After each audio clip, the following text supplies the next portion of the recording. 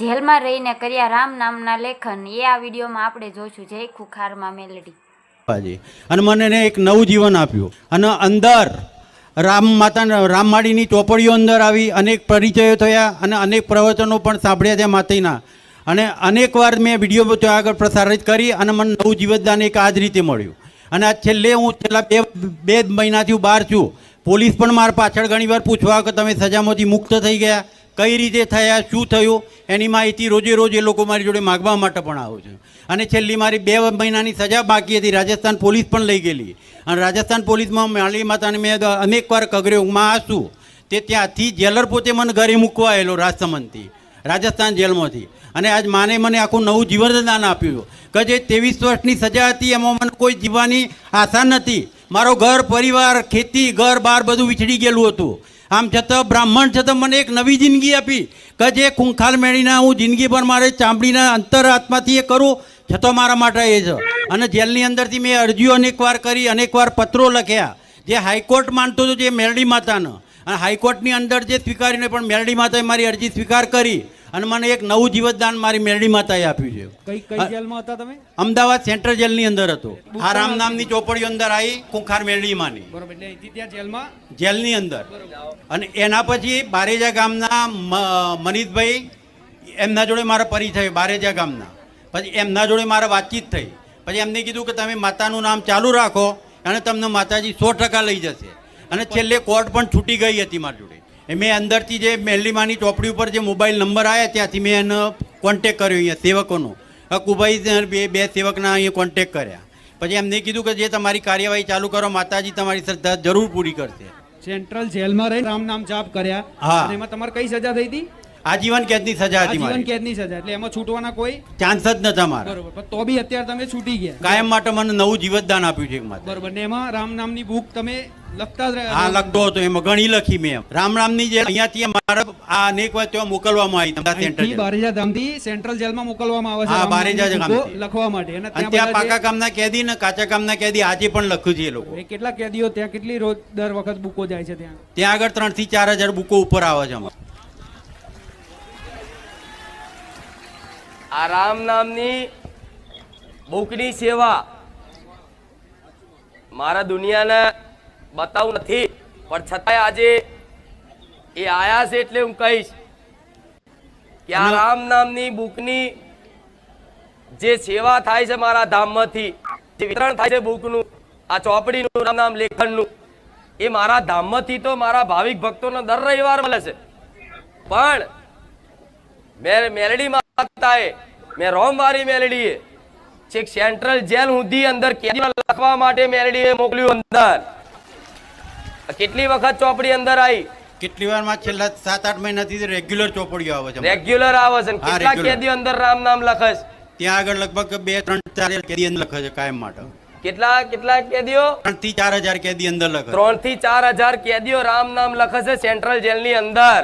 અને ત્યાં જાતિ કે જ્ઞાતિનો કોઈ ભેદભાવ વગર આ લોકો ત્યાં લખે છે અંદર. એ પછી તમારા જોડે જોડે બીજા કેટલા કેદીઓ છૂટ્યા કે આ રીતે? જે મારા પછી તો લગભગ 100-150 કેદી છૂટી ગયા. રામ નામ જાપ કરતા હતા, માતાજી જામ કરતા આ લોકો છૂટ્યા કે જેની કોઈ આશા જ નથી. એ લોકોને માતાએ નવા જીવનદાન આપ્યા છે આજીવન સજામાંથી. આના માટેની સેવા મારી જ્યાં સુધી પહોંચાડવાની છે ત્યાં સુધી હું પહોંચાડીશ. કેમ કે રામ નામ મોટું ધન જગતમાં કોઈ નથી. આ રામ નામ રૂપી જે ધન છે,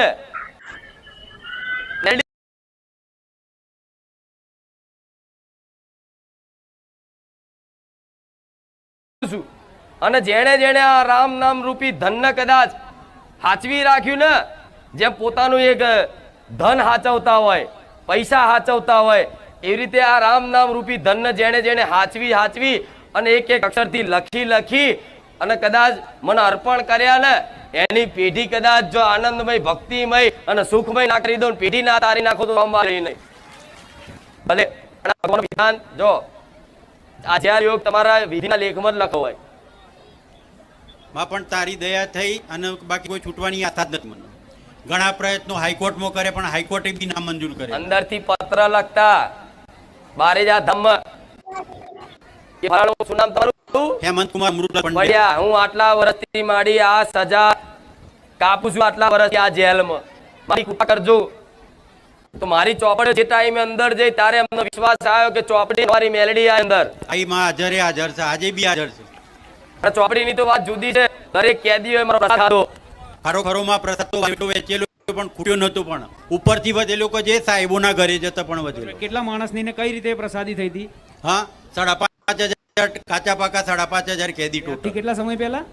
લગભગ 3 મહિના થયા, વધારે સમય પહેલા બારેજા ધામ તરફથી લાડુ આવેલા ચોખ્ખા ઓર સેન્ટ્રલ જેલના બધા કેદીઓ સ્ટાફ અનેક બધાના આવેલો, બધાના આપેલો ત્યાં.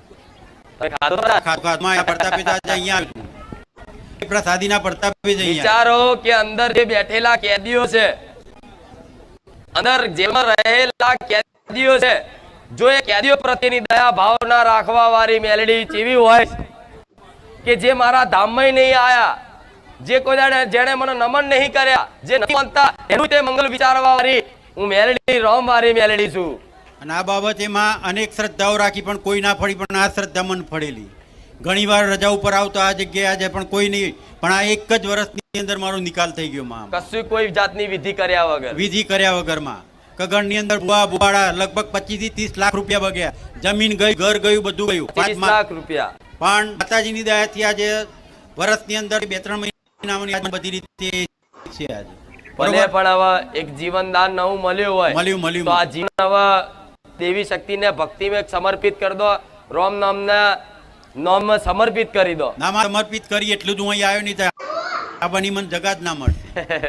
સમર્પિત ના કરે તો તારા અહીંયા દર્શન કરવા બહુ કાઢું કોમ હતું. ભલે રામ રામ રામ રામ. મારી ચોપડીઓ છે ને એ કઈક વૃદ્ધાશ્રમમાં જાય છે, જ્યાં અનાથ લોકો રહેશે, નાના બાળકો રહેશે, અનાથ જેનું કોઈ નથી, ત્યાં પણ આ મારી રોમ મારી મેલડીની રામ નામની બુક અનાથ આશ્રમમાં જાય છે ને વૃદ્ધાશ્રમમાં જાય છે.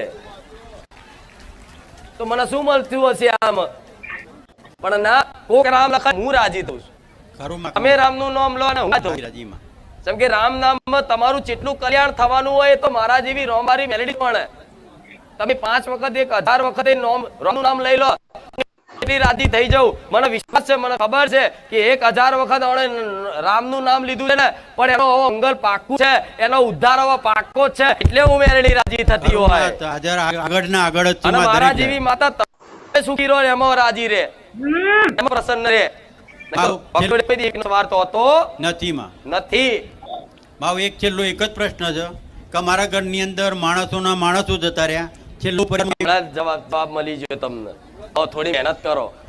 માં કુળદેવી કોણ છે એની ખબર? મા કાળી માતા. મા કાળી માં કુળદેવી નહીં થતા? ના માં અત્યાર સુધી કોઈએ કીધું જ નહીં, કોઈએ કીધું નથી, બેરવનું નહીં, કોઈને નથી. ભગવાન તમે બ્રાહ્મણ થઈને તમારા કુળ તમે ના માં એટલું જ બધું વડવા જાણતા ના માટે તો બ્રાહ્મણ કોને કહેવાય?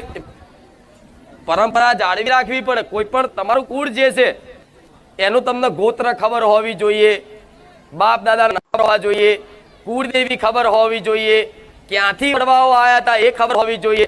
આની પેઢી તો એવી થઈ જાય છે દાદાનું નામ નહીં ખબર. નથી ખબર. વાત સાચી જ માં તમારી.